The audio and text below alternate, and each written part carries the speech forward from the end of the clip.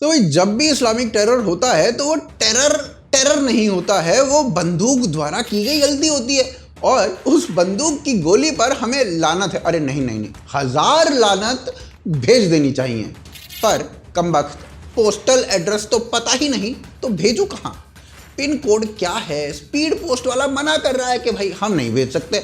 अब भाई मुझे बताना पड़ा स्पीड पोस्ट वाले को कि भाई ऐसा है कि सेक्युलर काम के लिए लानत नहीं 1000 लानत भेजनी थी, तब जाके पोस्ट मास्टर माना और मेरी लानत नहीं अब 1000 लानत उन्होंने ली, अब जाके गोली तक वो मेरी लानतों को 1000 लानतों को भेजेंगे।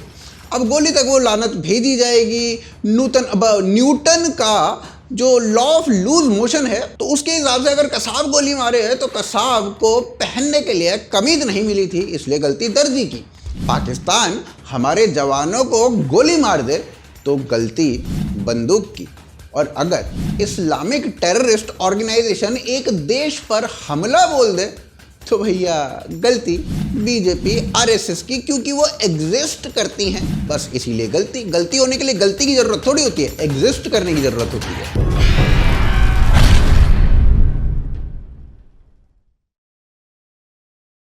तो जी दानिश सिद्दीकी को बंदूक की गोली ने मार दिया। हम बंदूक की गोली पर लानत 1000 लानत भेजते हैं, लेकिन पहलू खान को अगर कोई मार दे तो उसे लाठी नहीं मारती, उसे मारते हैं हिंदू। और मैं आपको एक हिसाब समझाता हूँ। एक पहलू खान को मारने 100 लड़के गए, एक सुबोध सिंह को मारने 100 लड़के गए थे, दोनों जगह 100 लड़के हिंदू लड़के थे। तो ये जो राजनीति है वो हिंदुओं के लड़कों को दंगाई बनाने की राजनीति है। अब भाई आप इसमें हिपोक्रेसी ढूंढने लग गए, तो भैया ऐसा है कि आपको इसे सेक्युलरिज्म के चश्मे से देखने की जरूरत है। आप सेक्युलरिज्म के चश्मे से देखेंगे तो आपको समझ में आ जाएगा कि ये सही है। इस्लामिस्ट अगर कुछ करे तो वो गलत नहीं होता। एक घड़ी को डोंग रॉन्ग हो सकता है, पर इस्लामिस्ट रॉन्ग नहीं हो सकता, क्योंकि रफ्तार भाई कहते हैं कभी नहीं खोलेगा माँ की कसम मुझे, अब तेरी बारी, तू सच्चा मुसलमान है, झूठ नहीं बोलेगा, झूठ नहीं बोलेगा ये लड़का। अब भाई सच्चा मुसलमान झूठ नहीं बोलेगा तो नहीं बोलेगा। अब जैसे दानिश भाई को अफगानिस्तान में तालिबान ने मारा तो गलत कौन? तो जी गलत है भारत का नॉन लेफ्ट विंग। अरे मतलब भारत का तालिबान विंग। हाँ अब सही है। कैसे? तो जी भारत का नॉन लेफ्ट विंग के हिसाब से दानिश ने ये किया, तो ऐसा ही कुछ उनके साथ भी हो गया, तो जी ये कर्म का फल है। अब भाई देखो मुद्दा तो ये है कि ऐसा करना सेलिब्रेशन नहीं होता है, ये तो सवाल पूछना होता है। भाई ये मैं नहीं कह रहा हूं, ये तो गोलगप्पा खाऊं पाव भाजी पेलू विनोद दुआ का कहना है, सुन लीजिए। आज भारत के पूर्व प्रधानमंत्री अटल बिहारी वाजपेयी का देहांत हो गया। उनकी उम्र 93 साल थी।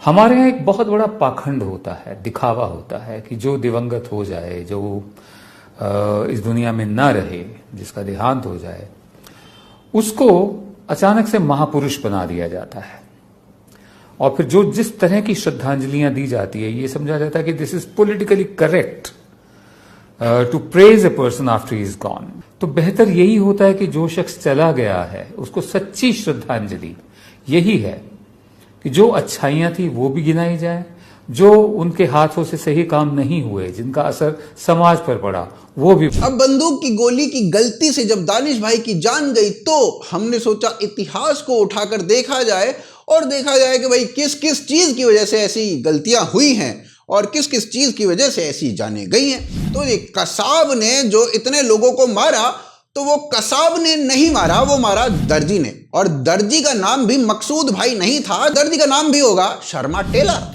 अब शर्मा टेलर ने कसाब को बुरसैट सील के नहीं दी, तो कसाब बेचारा क्या करता, वो आ गया गोली चलाने। नंगा बदन ठंड में तड़पने से तो अच्छा था कि गोली चलाकर लोगों को मार ही देता। उस्मान खान, ये भाई साहब पाकिस्तान का एक मासूम भोला प्राणी, स्कूल जाता था पर स्कूल में इसे बच्चों ने बुली किया, और अब भाई जिसको बुली किया जाए उसे तो बड़ा होके आईसीएस में ज्वाइन कर ही लेना चाहिए, तो भाई ने भी कर लिया। अब भाई ने आईसीएस में ज्वाइन करने के बाद वो लंदन गया, लंदन में जाने के बाद उसने 2-3 लोगों को ऐसे ही चाकू से मार दिया, ऐसे मजे मजे में। अब इसमें गलती इस बेचारे की थोड़ी है, बुली करोगे किसी को तो वो किसी दूसरे को तो मारेगा ही, टेररिस्ट बनेगा ही। पर भाई कश्मीरी पंडित, उन्हें भी तो इसी तरीके से बुली किया गया था और भगा दिया गया था, वो तो टेररिस्ट नहीं बने। अबे आउट ऑफ सिलेबस सवाल मत किया कर, केवल उतना ही सुन जितना पेपर में आए। फिर 1999 में जो पाकिस्तान ने भारत पर अटैक किया था कारगिल में, उसमें कई भारतीय जवानों को वीर गति की प्राप्ति हो गई थी। अब वो गलती पाकिस्तान की थोड़ी थी भाई, पाकिस्तान ठहरा इस्लामिक देश, वो गलती थोड़ी करता है, वो गलती थी वॉर की। अब वॉर किसने की, क्यों की, ये आउट ऑफ सिलेबस सवाल है, इसे पूछना वर्जित है। याकूब मेमन को अगर फांसी की सजा दे दो तो हम लोग तो सीधा सुप्रीम कोर्ट को ही कटघरे में खड़ा कर देते हैं। दिग्विजय सिंह पूछ लेते हैं कि बाकी के टेरर केसेस में भी इतनी अर्जेंसी दिखा लो, और हमारा इंडियन एक्सप्रेस लिख देता है एंड दे हैंग्ड याकूब। अब यही तो पत्रकारिता है, इसी से ही तो मिलता है पुलित्जर अवार्ड, इसी से ही तो मिलता है मैग्सेसे अवार्ड। आप पाकिस्तान जिंदाबाद के नारे लगाने वालों को अगर इस तरीके से सवाल पूछोगे तो आप गोदी मीडिया सुनो।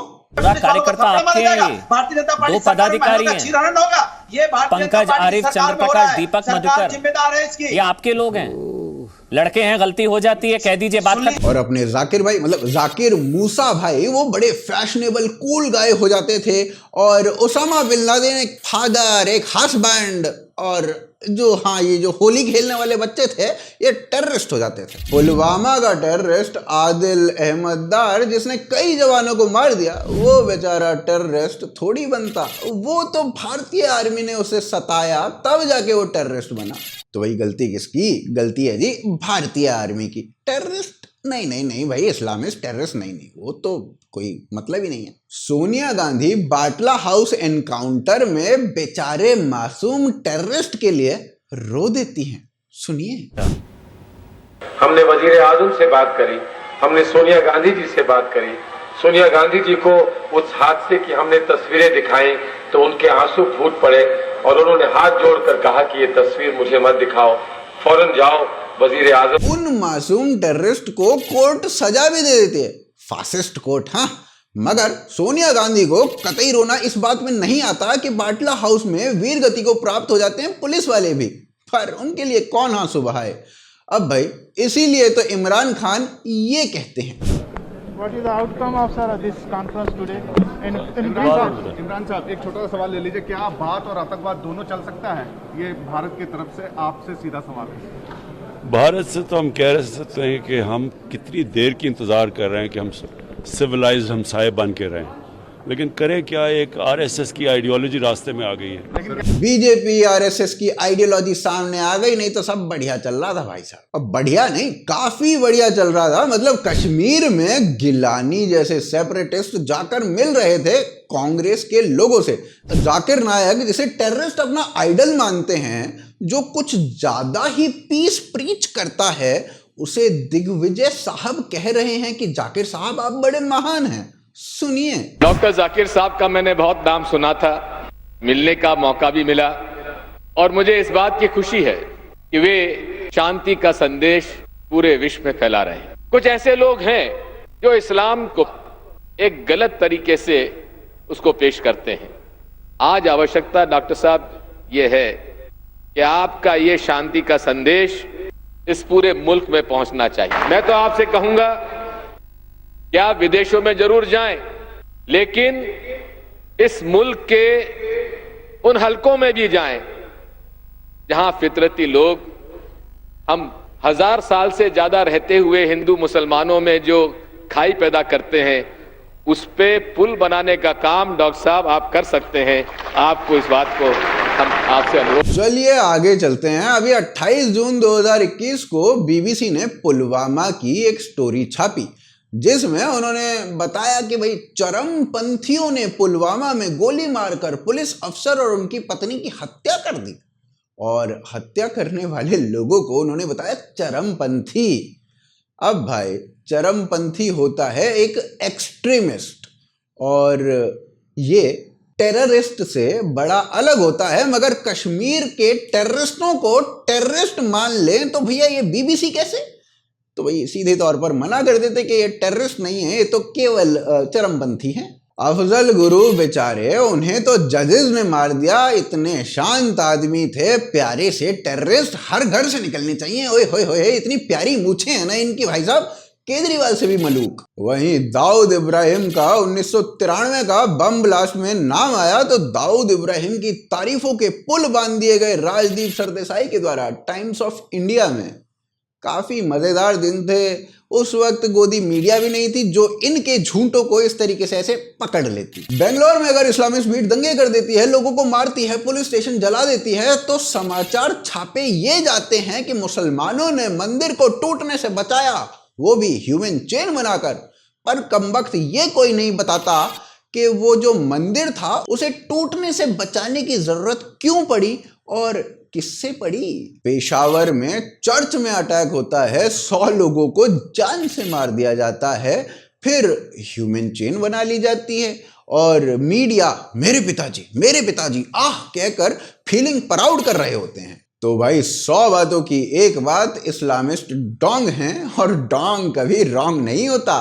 तो आशान्वित हूं कि आपको वीडियो पसंद आई होगी, और अगर आपको वीडियो पसंद आई है तो आप इसे शेयर करेंगे, और साथ ही साथ आप हमारी मर्चेंडाइज अगर खरीदना चाहते हैं तो भोकालफैक्ट्री.com से आप खरीद सकते हैं। उसका लिंक मैंने दिया हुआ है पिन कमेंट और डिस्क्रिप्शन में। ज्वाइन बटन और पेट्रियन के थ्रू आप सपोर्ट कर सकते हैं। ट्विटर, फेसबुक, इंस्टाग्राम पर आप फॉलो कर सकते हैं। सभी के लिंक डिस्क्रिप्शन पिन कमेंट में आपको मिल जाएंगे। आप देख रहे हैं आज की ताज़ा खबर। जय हिंद, जय भारत।